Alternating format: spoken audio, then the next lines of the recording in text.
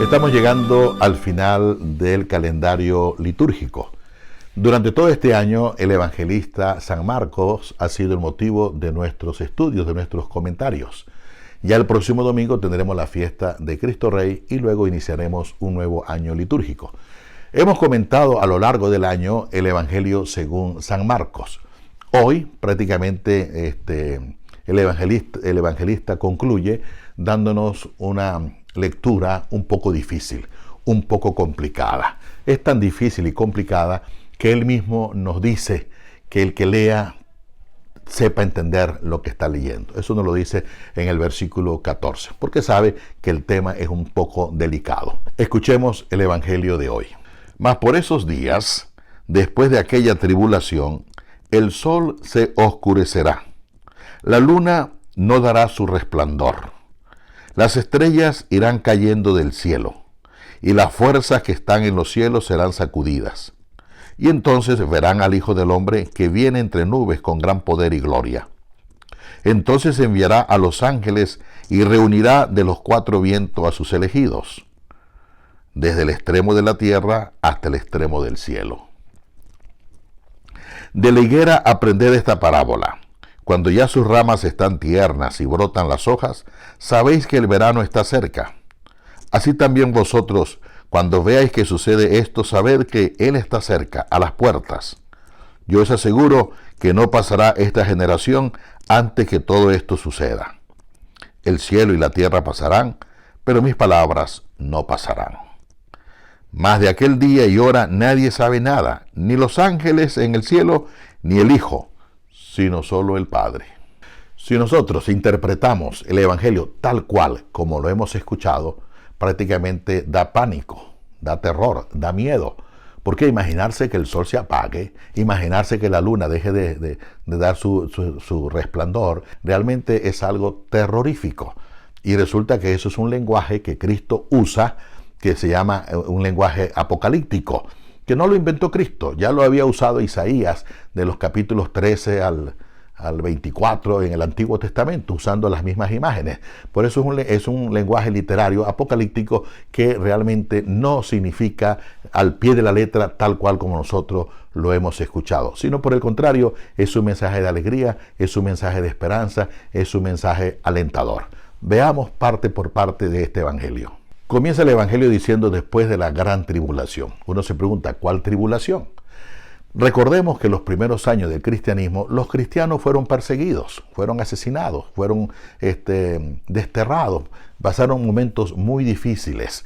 En una época determinada, entre los años 60, 70, se produjo la peor de las tribulaciones, las peores de las catástrofes que los cristianos pudieron haber vivido. Vino la destrucción de Jerusalén, la destrucción del templo de Jerusalén, que era lo más importante para los judíos. Ya Cristo lo había advertido. Cristo, mirando la ciudad desde el huerto de los olivos, lloró porque decía, esta gente rechazó el mensaje que yo vine a traerles, el mensaje de paz, el mensaje de alegría, el mensaje de amor. Y entonces Jesucristo sabía que rechazando ese mensaje iban a llegar a la situación en que llegaron.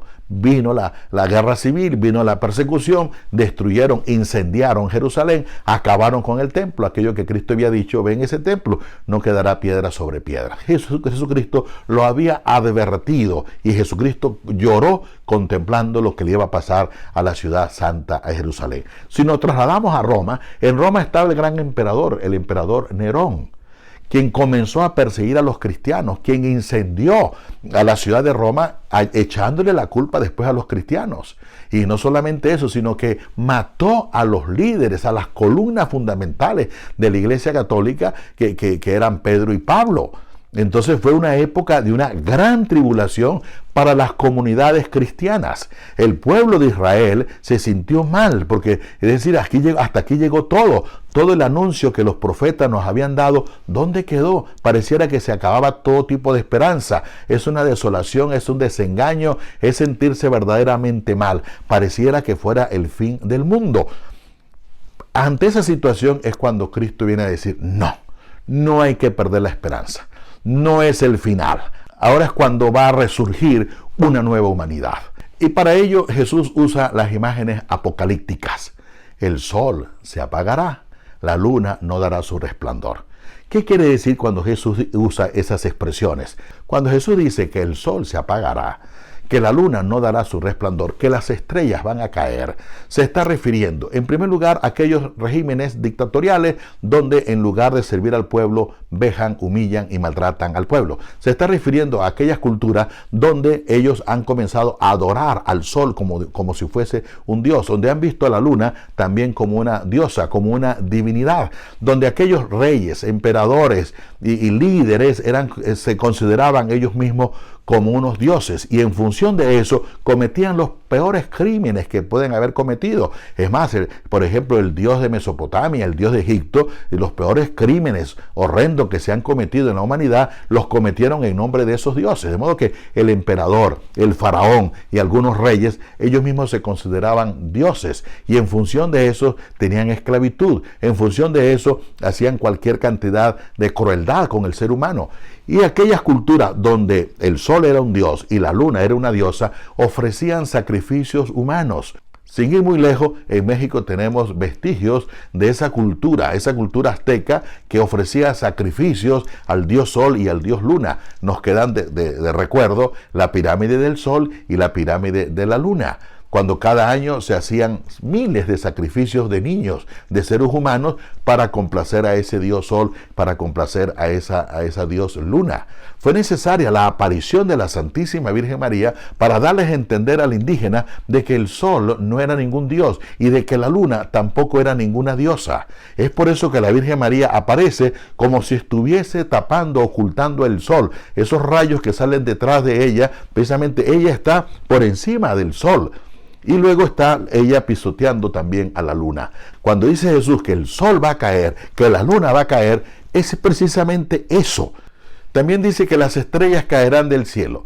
Toda persona que ocupaba un cargo de poder se creía un dios, se creía una estrella. Y entonces eso es lo que dice Cristo. Una vez que el evangelio llegue, es decir, cuando la palabra de Dios entre dentro de la cultura, dentro de los pueblos, verdaderamente el pueblo va a saber quién es el verdadero Dios. Un Dios de amor, un Dios de paz, un Dios de justicia. No el Dios que oprime ni que veja, ni aquel Dios que hay que ofrecerle sacrificios humanos, sino por el contrario, ya hubo uno que se ofreció y se entregó por nosotros. Por eso es la gran alegría, la gran noticia, el mensaje de Jesucristo de hoy. Hay culturas, hay personas que les encanta hablar del final del mundo, que les encanta hablar de los días de oscuridad, que les encanta hablar de todo lo catastrófico. No, el evangelio quiere decir buena noticia, y el evangelio de hoy es una buena noticia, es algo esperanzador, es algo con optimismo. Y Cristo concluye hablándonos de la higuera, es decir, hay que alegrarse, viene la cosecha, viene algo positivo, viene algo nuevo. Por eso no presentemos nunca este evangelio como la catástrofe final. Será la catástrofe para aquellas culturas donde adoraban al dios sol y a la diosa luna, y donde algunos emperadores, algunos líderes se creían estrellas.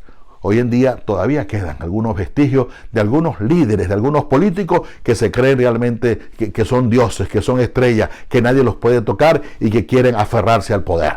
Esos también van a caer, tarde que temprano van a caer. Por eso es la esperanza para un pueblo que está realmente disperso, que se siente mal, pero que ahora van a ser realmente fortalecidos con la palabra del Señor. El Señor va a enviar ángeles a recogerlos del norte, sur, este y oeste. Ese ángel eres tú, ese ángel soy yo, que tenemos la misión de realmente congregar de nuevo a aquellos que ellos han dispersado, a aquellos que han tenido que huir. Pues nuestra función, nuestra misión como seguidores de Cristo es volver a reunir, volver a hablar de esperanza, de alegría y de optimismo a aquellas personas que realmente fueron muy maltratadas y muy humilladas.